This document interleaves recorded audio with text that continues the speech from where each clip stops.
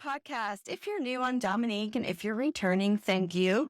So before I introduce my next guest, I'm going to ask that you please like the videos and maybe start commenting underneath the videos, like some nice comments.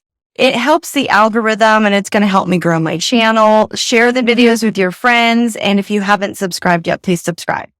So today I welcome Nick Caprone. Yes. Welcome. Hey, welcome. Thank you. Thank you. Yes. So, side note, he's squeezing into this chair for me. I was a little worried about the chair, but hopefully it won't break. No, just kidding. No, you're used to that. So Nick, Nick, I'm going to tell you a little bit about Nick and then we're going to let him talk. Nick Caprone, AKA the Hulk. And so Nick, my demographic is primarily like 40 and up. So everybody that's listening certainly knows who the Hulk is, right? Yeah, especially around this area.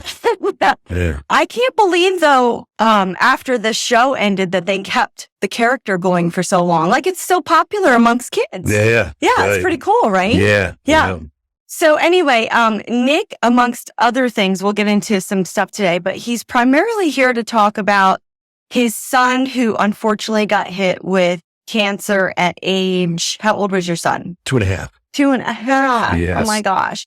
Yeah. And so we're going to get into his son's story. But that is where the Hulk was born. And we're going to let Nick tell us about that. And now Nick does, amazing charity work at different organizations and hospitals where he paints himself green. And we'll put links to all your stuff under the video, Nick. Okay.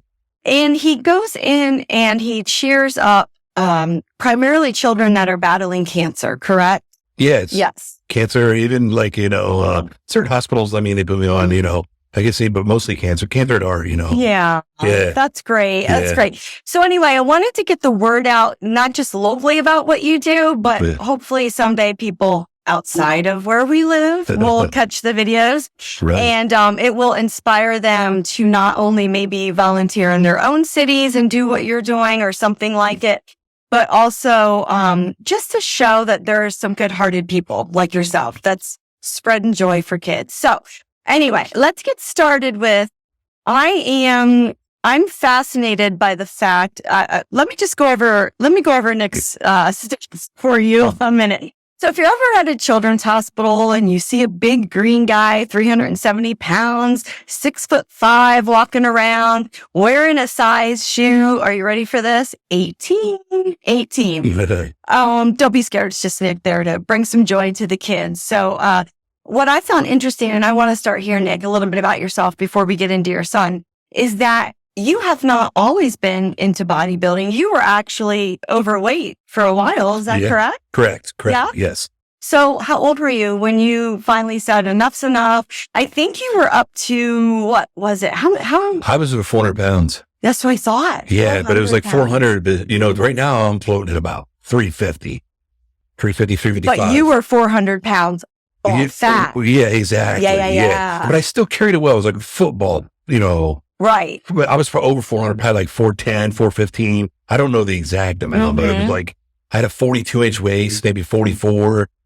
And you played 1 year of high school football. Correct. Right? What was your position? Tackle. Okay. That means nothing to me, but sounds pretty good.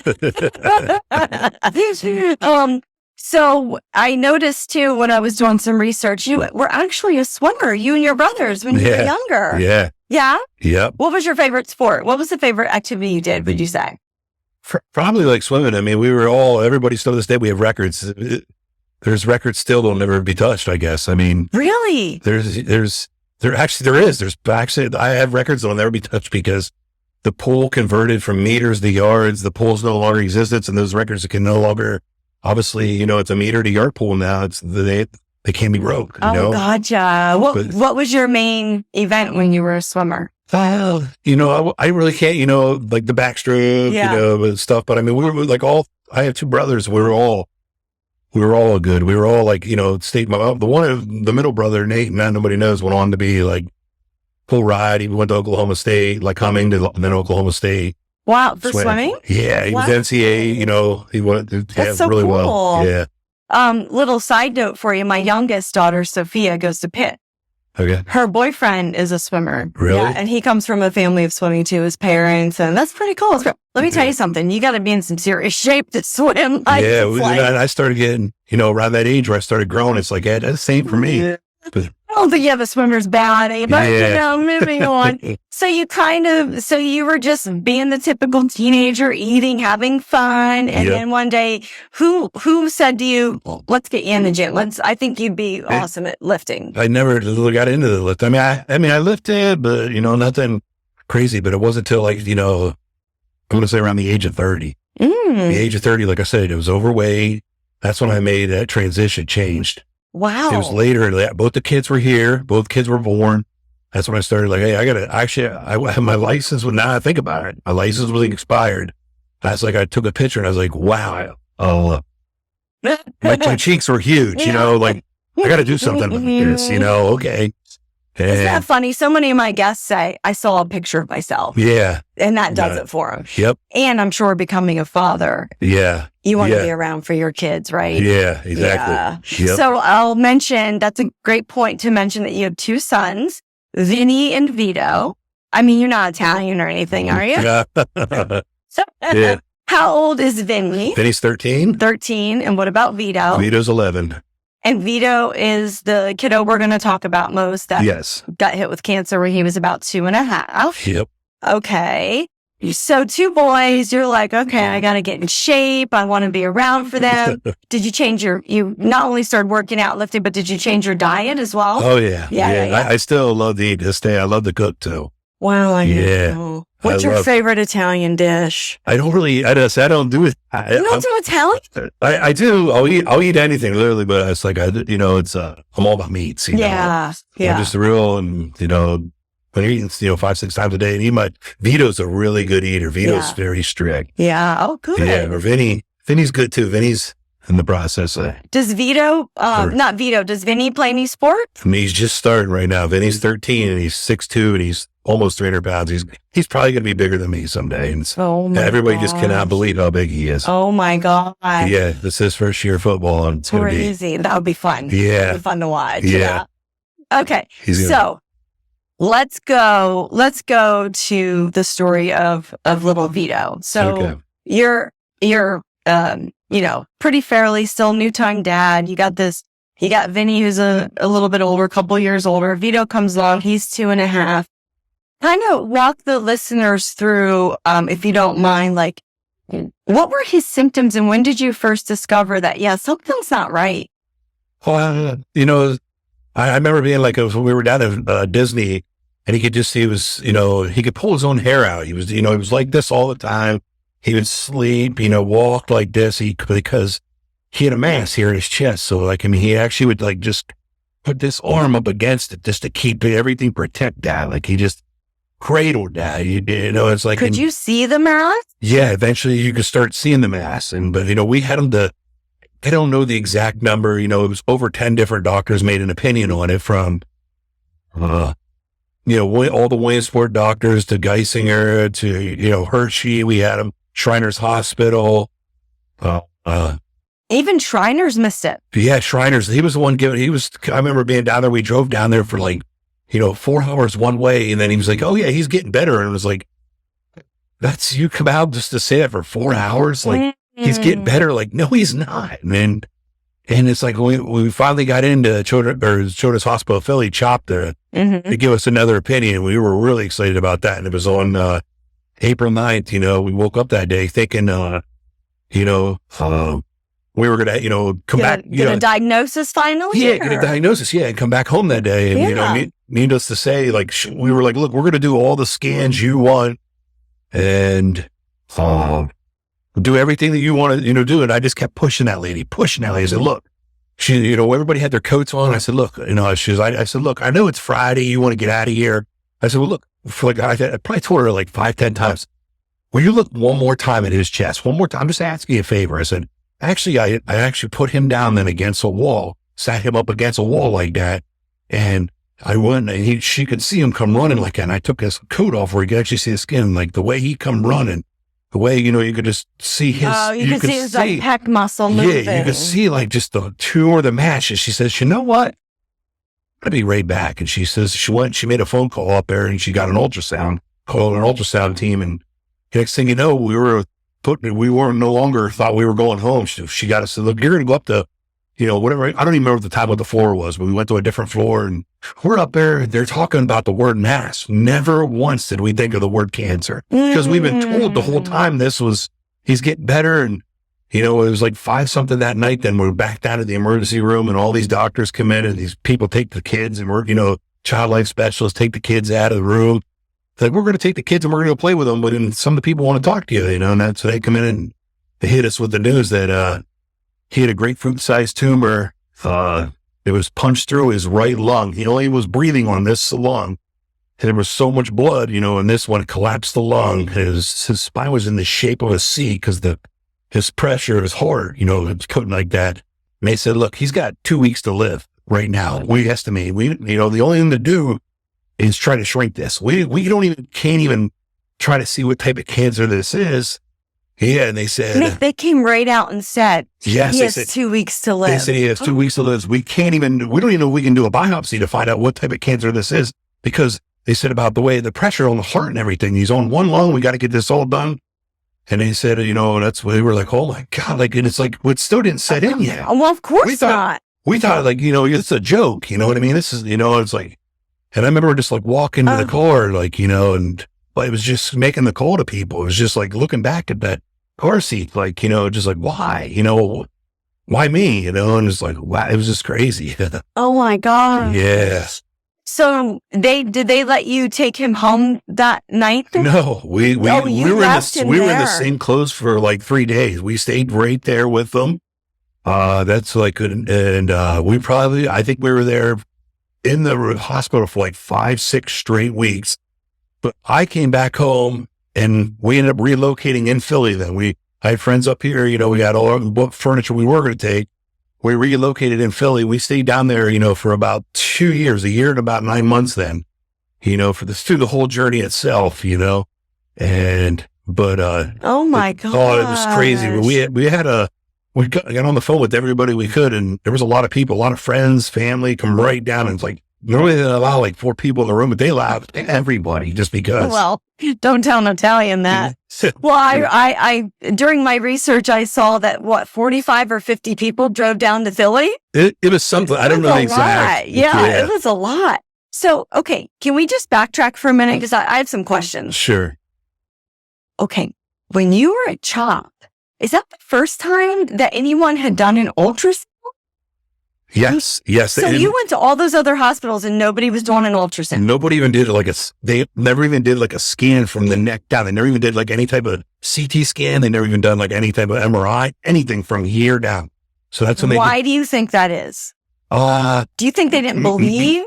Yeah, they were like, we want to get the pain under control. I remember like when, like what you said, when we come back, when I was pulling the air out of the head, that time. Oh, he was doing that because of pain. Yeah, exactly. He was doing that because of the pain, and he was like, they put him on I can't think of the, a painkiller. A painkiller, sure, yeah. It was the IV painkiller. Yeah. And I was like, well, look, doc, I said, well, let's find out where the pain's coming from here. Obviously, there's something generating this pain. Well, here's a novel idea. Let's find out what's generating the pain. This is why I'm on a painkiller here. Right. Okay, so if any parent is listening, because I stop Nick along the way to kind of talk to parents, okay? Yes. And they're listening and they're going through any type of horrific event like you went through with your son. Their child or children has pain. They're complaining. The doctors are saying they can't find anything. I urge people on this podcast all the time, please be your own advocate. Yes. Or please be your child's advocate. Yes. You know your child or you know your body better than they do. That's right. Do not give up. Yes. So I commend you. I commend you for not giving up. Right. Okay. So you finally get him to CHOP.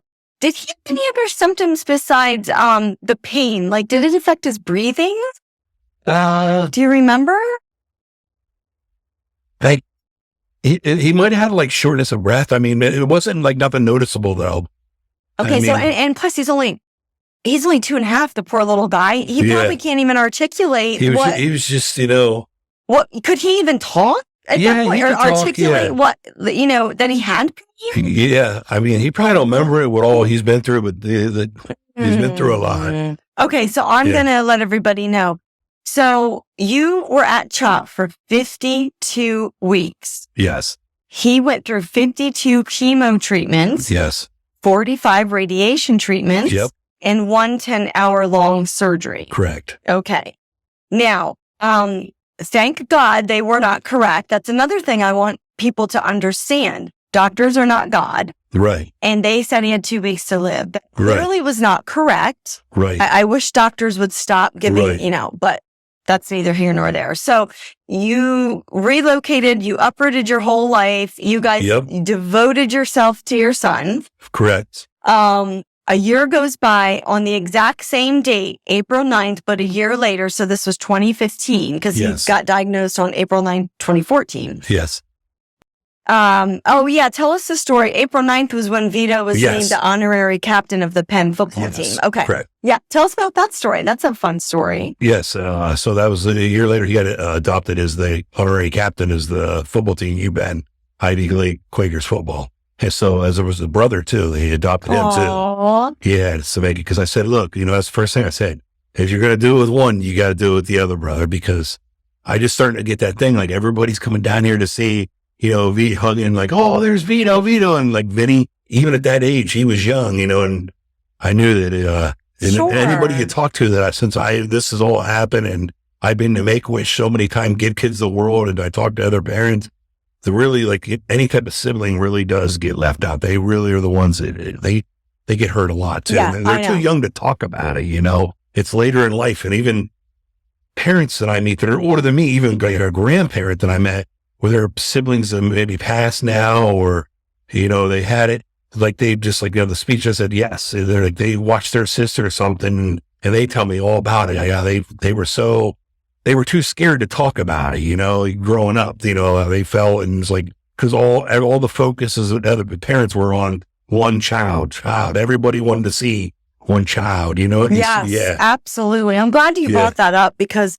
so many times the siblings do get ignored, but No. I know what you're saying, because listen, my girls are 2 years apart, like your boys, Right. and my younger daughter, Sophia, Okay. has watched my older daughter, Gabriella, go through.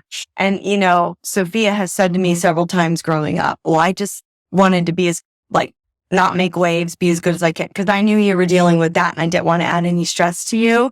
Has Vinny ever said anything like that? Or, well, boys don't talk as much. But, No, not really. But I knew like he don't like the hospital. yeah. And it's like, because we would literally he was putting 12-hour days in there. Oh, Even back then, My like, because gosh. we would wake up in our apartment we had down there. I would take him down there, from morning till night. It was like, oh. and then we would even pass out there. I'd wake up like 2 a.m, like, hey, buddy, like this ain't comfortable. Let's go. And I'd drive him home, 2 That's a.m. a lot of stress for you guys, too. So much stress on the parents. Just crazy. Well, okay. So I'm going to keep rolling. So that's a great story. Vito and his brother, Vinny, became honorary captains of the UPenn football team. Then it was 2 weeks after that. Yes. That the doctors walked in and said, yeah, we got a scan. 2 weeks later, and they met us in the hallway. We're like, this ain't good, That's when they gave us the thumbs up, Did you just feel like a weight lifted?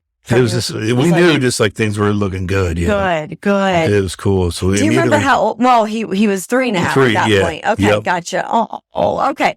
So that's great news. So what did you guys do from there? You left? We immediately took them back to Disney to celebrate. Oh, did you? Yeah. Good. Yeah. So you kind of probably worked the next few years of getting your lives back together and trying to normalize things again, right? Yeah. Okay. Yeah.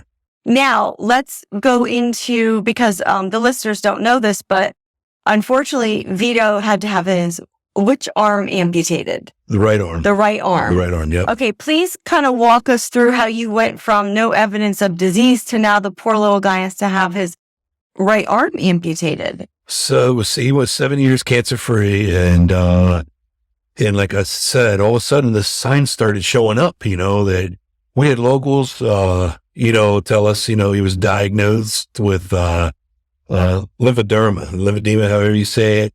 it's basically backup of fluids, proteins, and, that's what they were saying it was in the bicep. And it just kept getting bigger. They had all type of things they were doing, to do this, that. And it's like, I reached out to a local woman here and I asked her honest opinion on it. And, she told me what she thought, and she actually had it herself. Oh, okay. This older lady. Okay. She had it herself, and she just said, Nick, there's no way. There's no way. And, cause I just know, like, from the time I had him, like I had him for about 5 weeks. I just was still, how they were saying about the heat makes it worse and stuff. And it was just, I had him in like pools where, it was cold, and I was like, just and other things where it just wasn't added up. And I thought, you know what, I'm going to start, getting my own opinion on this. Right, right. And so here you go again. Yeah. So I went through the doctors. All I did was took them to the local emergency room up there. Just wanted opinion on this actual, what they thought. So, okay. So you are in the emergency room, and what are they saying there about his arm? They were looking it over, and they said about, like, you need to find a specialist if it was lymphedema, if that's really what's going on. So, I reached out to a couple places down at Children's Hospital, Philadelphia, obviously, because I don't fool around. I go where the best is the best. They saved his life once, and and I couldn't get him in quick enough. And he had an appointment coming up. It was actually a 1-year survivorship appointment. They have him every year. He gets checked out, but at first, like, he has one coming up the end of August right now, but it's every 3 months right now because they keep a close eye. But as it gets farther along, it'll go to 6 months, and then they'll put it back to a year. Then it's only once a year then. Okay, but gotcha. But after being 7 years cancer free, it was just once a year he'd see him. And I went down there. I was like, okay, I'm going to go down here with an attitude, and we're going to push this. You know what I mean? We're going to push this. Absolutely. After what you already went through. Yeah, sure. because I had we're not going to get into it, but locals from all different places telling me this is what it is, and they were hooked on it. And I said, no. I just, like, what I went through, I want to see it. Like, I want to scan. Right. I'm big on the scans. Absolutely. I want to see it. And I got down there, and there was actually a doctor who told me I wasted my time going to the emergency room. I thought, really? That's what I said. Well, I wanted another opinion there. She was real, like, you wasted your time. And I said, well, I'm not going to waste my time. I want to scan here today. And she had nothing to say, that, but, so, but he had, like, all different type of appointments a day. An hearing appointment for his, all different type of check. And every appointment I was in there telling him, hey, I want scan his arm, scan. Yes. It was really, I wouldn't say ignorant, but, they knew that I wanted. I said, we're not going to leave until that arm's scanned. But that one doctor, it was actually, I had it right down to the T, 3:31 that, in the afternoon that day. Actually, just yesterday, a year ago, August 10th, it was 3:30 in the afternoon. They come in and said about, yeah, we found a small lesion in his arm. I said, well, what do you mean a lesion? I'm thinking like, like a lesion. You think you hear the word. And they said, well, that's another word for a tumor or mass. And I literally, I had, it was me, Vinny, Vito, and his mom in the room. And it's like, literally just like how your face is. And I sat there, like, I literally, you could hear a pin drop. And we were like coming lip side, and like we all, like even him, everybody was in tears. Like even,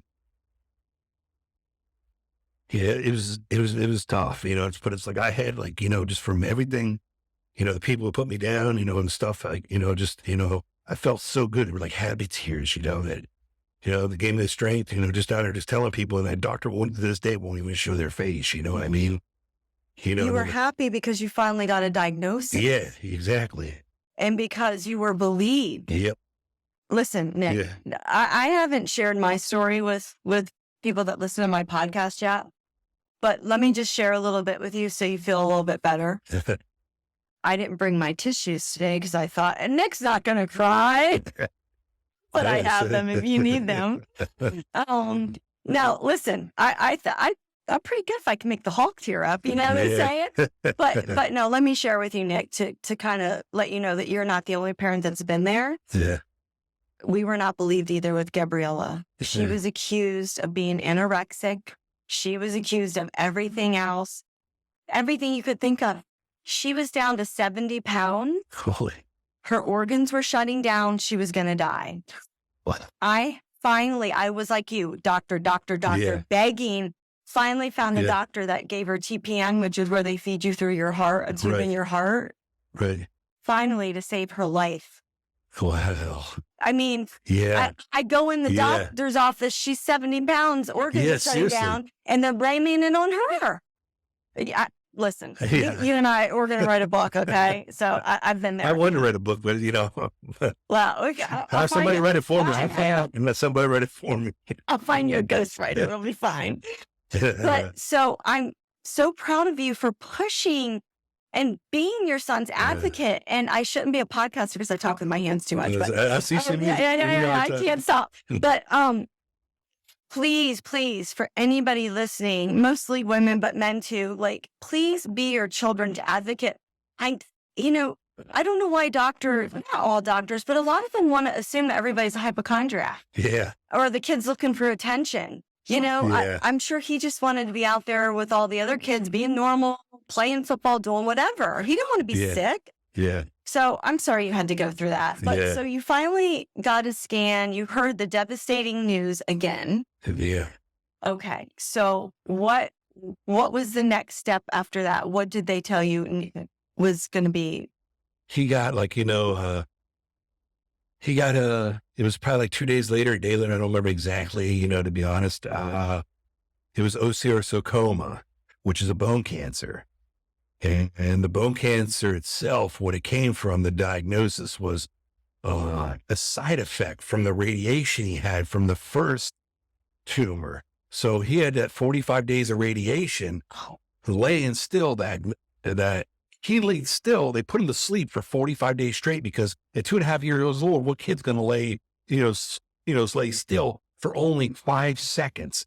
It was a 5 seconds in a 3-story building machine that shoots the super precise thing right where he was at.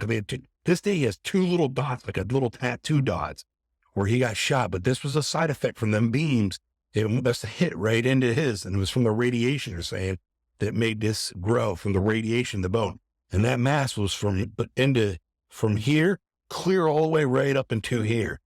And that's why I even talked to the doctor. I was like, I said, well, look. And he goes, well, we're going to do 10-week cycle chemo. And I said, okay, and if that doesn't work, we talked about amputation. I said, well, look, I'm just telling you now, it's already been.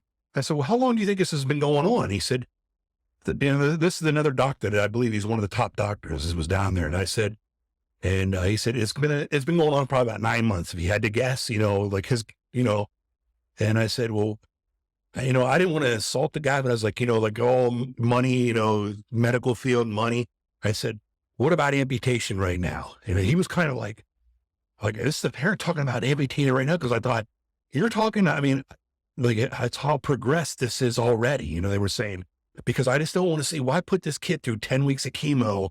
And my guess was right then, but we still went through with the 10 weeks of chemo just to give him a chance. I thought I would feel guilty. So I said, let's try the chemo. You would feel horrible if you did that and it wasn't necessary. Yeah, but I even thought but I'm starting. Were you worried it was going to spread? Yeah. That's what I was worried about. Yeah. Why not just amputate it right now? That's why I talked. That's why I made that decision. Like I was talking, why not just take this right? Because he says, I think it's localized. Because they said about the PET scan that was localized, as I said about, why don't we talk about amputation right now? That's what I was getting ready to say about. That's why I was like, why don't we just amputate it right now? Because it's something I thought so we went 10 weeks. So you just did chemo. Chemo only. Down at CHOP again. Yep, CHOP. And then it killed 97% of the tumor, but it kept it from growing. It didn't grow anything, but it didn't, It didn't shrink it. No, it didn't do anything. So it just stopped its growth. It just it still was there, the same size, everything, but it killed it right dead in its tracks. But it still was there. Okay, so then you're faced with the decision. Now what? Yeah, so it was in November 9th, that same year, last year would have been, surgery. So that was the only solution, huh? Yeah. Because it was there and they couldn't get rid of it. Yep. That was the only solution. So, oh, dear God, that poor little boy. Yeah. But that kid, he handled it so well. How old was he at the time that he had to have it amputated? He was still 11. Oh. Yep. He was 11 years old. Oh my God. Yep. Okay. So can I just ask you, it's kind of it's not super private, but this is where my brain goes. As a parent, how do you have a conversation with your 11-year-old like, look, buddy, chemo didn't really work. You still have cancer in you. We're going to have to cut your arm off, or however eloquently you could say that to an 11-year-old. How did that conversation go? I mean, like, he was like, because we didn't talk about it, like, worked up, but he handled it. He handled it amazing. It was, it was really, he was just so motivating as a kid. Anything he talked to, because it was better, it's like he knew. He already knew. He researched. He's 11 years old. He had to hit his phone. He knew that this was the best. He knew this is the way to go. He knew before this was even coming. He knew this was going to happen. He played it off like he didn't now, though. Sure. Because he admitted to it that, he knew what was going to happen. But he was ready. Yeah. So at 11 years old, if you can imagine, I'm sure a lot of people listening have children. And like, can you just imagine being 11 and you're researching what he was, and you knew what was necessary? I don't know. He had to be scared. Yeah. He covered up there, but he was scared. There's no doubt. Yeah. I remember, I gowned up like I was going to go back with him. The doctor, I remember that day. But yeah, he was worked up. You gowned up to make him feel better, so he think Dad was there with him, huh? Yeah. Oh my gosh. Okay, so did the surgery go smoothly? Yep, everything. That was okay. Yep, everything went really well. Aww. Surgery went real well. Yep. And so that was when he was 11, and he's still 11. So this was recent. Yes. Yep.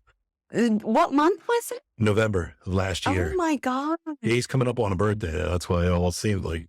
Not even a year. Yeah. Wow. Yep. How has he adjusted?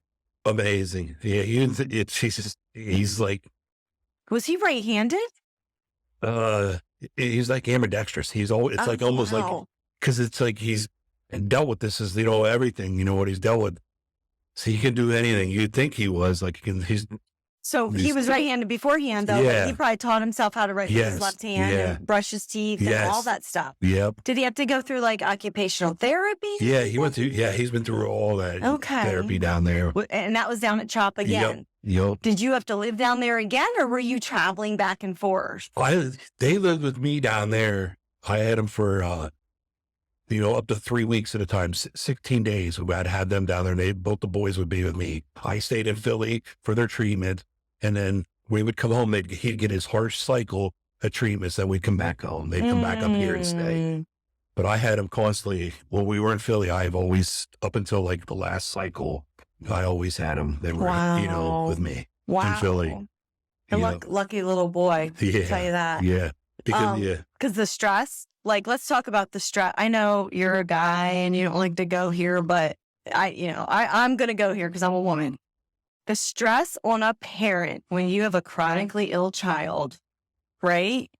I mean, listen, it's rough. It's rough. So you and his mom have been through it too. And I just give you guys a lot of credit for hanging in there. And you seem like a really positive dude, so it seems like you stay positive for him, right? Oh, yeah. Yeah, very. Yeah. How has he acclimated now since then? Is he doing okay? Like, is he looking forward to a possible prosthetic? Yeah. Or? Yeah. It's like anything. He was all for the Terminator arm, we called it. Okay. Then he had doubts against it. And now he's back. He wants it again. And it's like, there's people that's reached out to me that run nonprofits, and they do a thing for this. They help and do this. But, and they bring all the kids all around the world, they bring together, and there's, upcoming events that I want to get him around a bunch of kids his own age. Cause it's not, how often do you see a young kid, with a prosthetic, whether it's an arm, a limb, leg, and that's what he said, he can ask questions then, but I think he's been talking about it a lot now, the arm. He really Good. Yeah. And they need to be around their peers that have gone through something similar. Yeah. Yeah, absolutely. Yeah. That's important. So, okay. I want to kind of switch gears here. It's related, but not. Let's get to how you started the Hulk. And I love your tagline, Hulk Strong, right? Yeah. Hulk Strong. Yeah. Please tell our listeners how you started doing that charity work. So it was actually his last day of radiation, 2.5 years old. His last day of radiation fell on Halloween. It'll be 8 years, I think, to this year coming up this Halloween. They asked him, said, Vito, you're not going to be able to trick or treat this year, but listen, buddy, you'll be able to dress up as whatever you want. His favorite superhero at the time was the Hulk.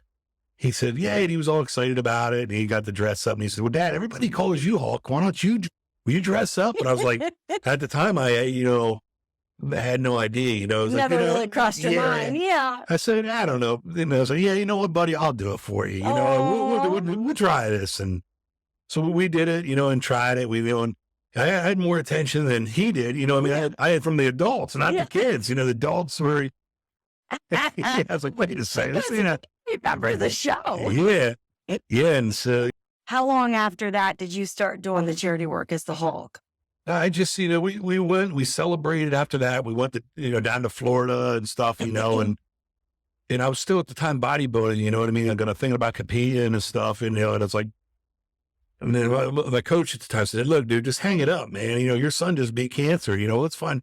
And I thought, I am going to hang this up, because and then I went back and, he was getting his port taken out and I'm watching how the kids are just staring at me in the hospital and stuff. And it's, stuff started like, just actually living in that hospital, watching all them type of, not only kids with cancer, just sick kids with, their arms on their, born here, their, heads this big, like just all kinds of just every dysfunctional thing you could possibly like, that, wow, I could really I want to try that, and, we went out to like California. We were out there and it was like just a comical and we went to and I thought, Lou Ferrigno himself was out there and my brother was like, why would you waste your time? The original Hulk himself's out here. I thought, well, I'm not even going to go in the event. I'm just going to go outside, just have a good time, just do it. And I had like 25 times the amount of people wanting to see me over him, just out.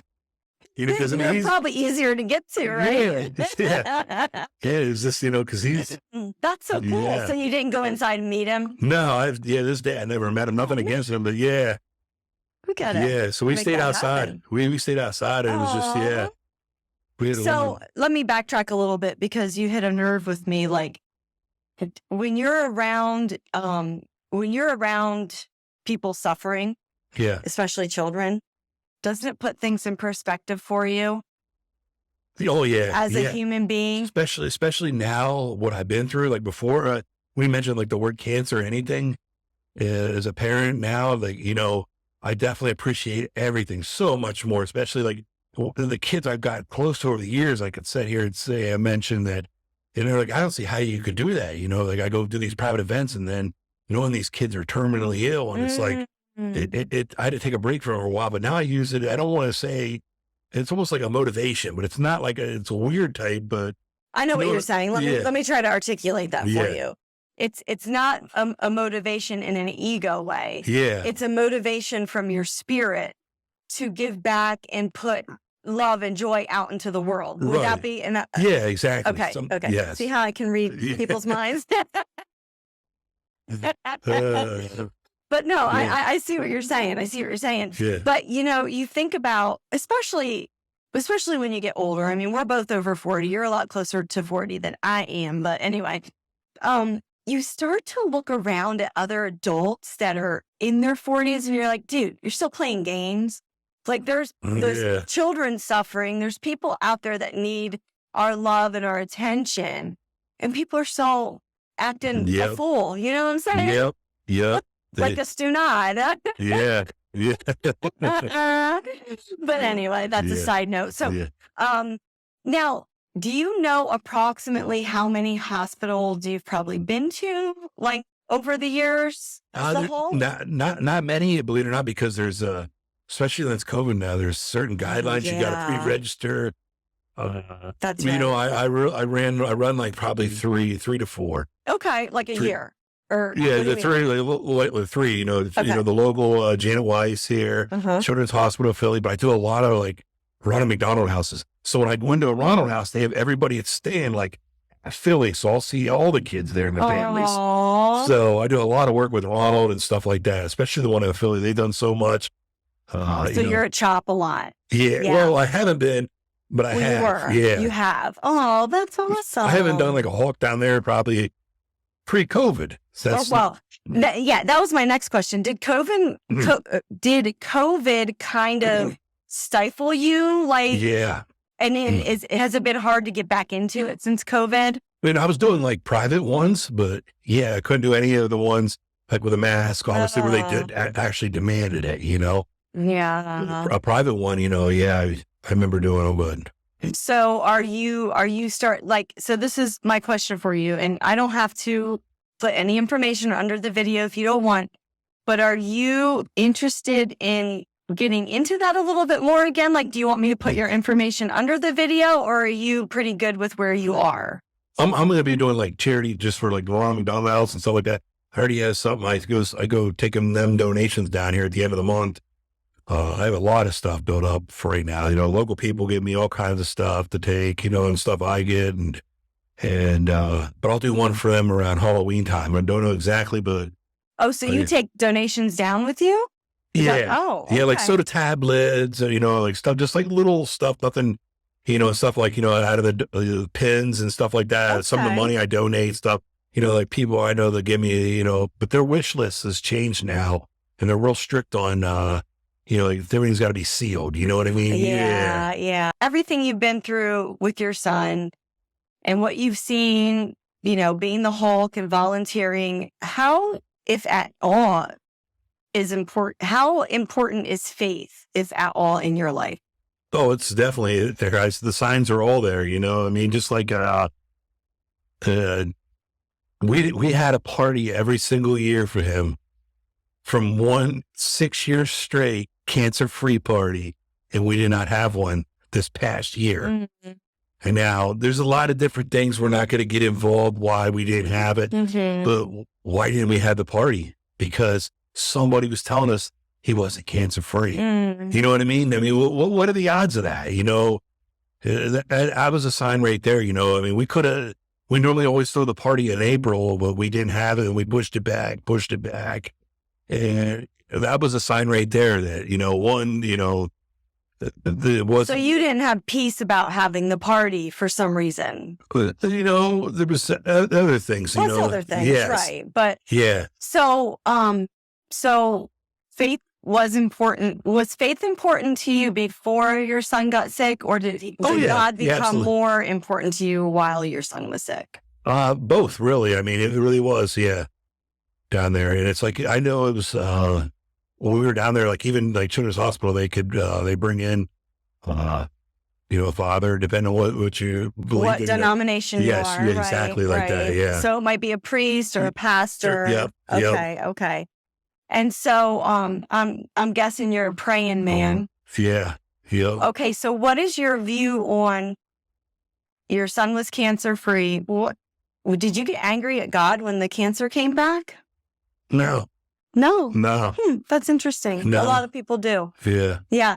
Did you ask why us again? Yeah. I mean, you're never going to know, but it's like I said, you know, even still, they say for the radiation. I mean, I know like another thing I forgot, you know, was once he had the surgery done, like he was just like he actually had tears, like once he actually come out of it, like how he had so much movement, even though his arm, like just like his muscles were so tight and everything. Once they cut all that, he loved the way he could just move around, even though his arms caught. It's like, he was happy about it. I'm like, if I could have recorded that, like, pain free, right? Yeah, just everything. And that's what another thing is, like the nerves were probably, a lot of them were dead from the tumor. It's here because up here in the, where his trap muscles are and stuff, they were probably, a lot of those nerves were dead. That's why he was probably, there was a lot of, he wasn't feeling all the pain he could have felt too. Wow. Little guy. But he's strong. He's stronger for it. For sure. Oh, he's a good motivation. He can motivate other kids. I know that. Absolutely. Who knows? He might end up doing that. No, exactly. Maybe we could have Big Hulk and Mini Hulk. Yeah. Well, his brother could play that. Yeah. That'd be awesome. Yeah. Well, is there anything that I might have missed that you would like to say to people maybe that have children that are going through cancer, or they themselves are going through cancer treatment, or it just doesn't look, it looks like a dire situation? Is there anything that I would say, like, if you do anything in life, just general, if you got something wrong, like a major issue, health issue, get to the big city, get to a big hospital.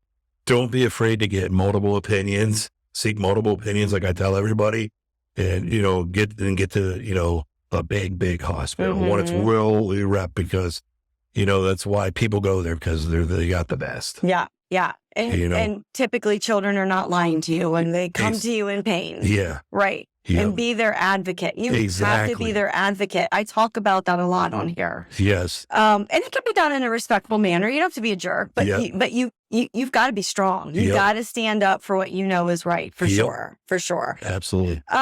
So would you like me to tell the listeners about, can we talk about your pins? Because I thought they were pretty cool, your Little League pins. Yeah. So for anybody listening that is not from our town, this is where the Little League World Series is. That's our big claim to fame. Can't believe it's still here. But you have Hulk strong Little League pins, correct, right? Yeah. Now, what's the purpose of these, and what are you going to be doing with them? Every year, I started it 5 years ago. Even though it's 6 seasons, so to speak, 5 years, I give one to the first one to a kid that's battling cancer, and some of the kids, I can think of one right off the top of my head that I gave to. He's no longer here, Oh, the kid is very motivational kid to me. His name's actually Nicky. I got it down August 14th, so we're a few days away. I believe it'll be 5 years ago today. He passed away 5 years ago today, August 14th. He got my first pin. Yeah. So, but yeah. How old was he? Do you remember? I'm going to say 9 years old. 9 years old, you think he was? Yeah, he got my first pin. And then like another kid, the next year's pin, he had the same ATRT, and like you keep pushing about being your son's advocate. His parents are very strong, and they push and push and push, because I'm sure that kid's still alive today, because I know that they told him, he had ATRT brain tumor, and they said he's still fighting it today, because that mom is so just pushes. She did not. I know the doctors probably don't like her, but That's okay. We're okay with that as moms. Yeah. Because that's our kid. Yeah, that's right. That's right. He's still. That's good though. Yeah, she's strong for him. But yeah, he's. So where can you get these pins? No, I ship them. But this year's pin, it's going to a local girl here. She's cancer free. I always release one of them, and then I release them. I can send them, mail them $6, just a straight flat fee what it cost, and then I'll sell them like all week during the Little League. I'll be over here at the Genetti, the Holiday Inn, or even over at the World Series, maybe a game or two. And I'll probably even do a normal Hulk appearance. I'll try to do one of them. I know somebody reached out to me already to do an appearance for, there's a separate, it's maybe a private event for a bunch of Down syndrome kids who are going to be playing, sponsored by ESPN. It's going to be an event. It's going to be, if they want me to Hulk up for that, so I'll do that. Oh, for Little League? Yeah. Oh, that would be cool. Yeah, it's towards the end of the series. Okay. All right. Yeah, somebody has something to do with that. And I always do the Welcome to the World parade. I do that. I'll do a Hulk for that. So now, can people buy the pins like as a sponsorship so you can give them out to people for free, or how does that work? Yeah, I actually had somebody, recently that started doing that. And so I take it down. So that's funny you mentioned that. Somebody will send me the money and they'll say, look, just make some kid happy. You know what I mean? So. Okay. And then last, we're going to end with, we have a mutual friend, Yancey. And if you're local, stop by Cups Vacuum Cleaner. I'll give him a little free shout out. Cups Vacuum Cleaner. And anyway, he does a bunch of other things, but he is involved in the community. He's always looking to help people. Love Yancey. And he has some tickets at his place that he is actually giving away. Now I'm going to be generic, but you can be specific because I'm not sure what. A motorcycle and a car. You can buy raffle tickets for a motorcycle or a car. And the proceeds will go towards eventually hopefully getting your son a prosthetic arm. Correct. Now, do you know what kind of motorcycle? I don't know. It's something Yancey had. It's a Chopper, 1974, I think. Oh, okay. Chopper. And then I know the car is one. I bought the car outright for the boys for Christmas this year. This past Christmas, actually. Did you? Yes, that car is actually mine. So, yeah, I bought it through Yancey and John McKinney. So they were really good guys at taking care of me. And I surprised them with it. They're like, well, Dad, we're not even, but everybody's like, they're not even on the drive. That's what they wanted. They wanted the car. So they wanted typical dad move. Yeah. So I bought them a car, you know? So they were set up, they wanted to clean it up and then try to resell it. So here we are, we're reselling the car, you know? So I was like, why don't you try raffling it off? So we're trying to raffle it off. Okay, that's a great idea. Yeah. So you can get the tickets at Yancey's place because I got a couple there. Yeah. Where else can people you can get them through up? me? I have some, left. It's just, I think it started like me and Yancey, Oh, okay. Yeah. And then should I put your contact info if people want those tickets under the video? Okay. Yeah. And then, are you going to be a good sport and do something fun with me? What's I thought that? it would be a fun outtake, What? to edit into my video. I'm going to close my computer.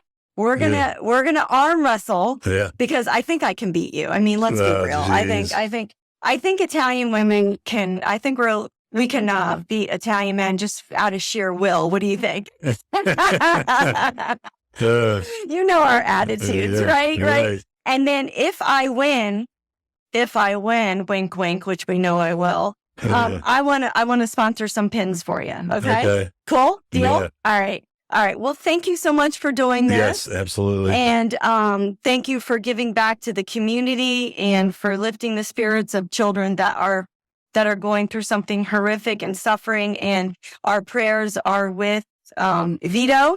And they're with Vinny because we know he's gone through it too with his brother. He's been through Vinny's been through so much. I know. I've seen it from the sibling perspective too. So I just want to thank you guys for what you do. Yeah, we appreciate it. Thank you. All right.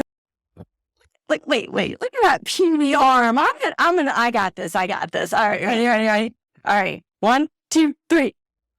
Oh my God. He's really actually resisting me. Let's go. Okay. All right. What are you going to do? All right. You got me for some pins. All right. Thanks for being a good sport. This was fun.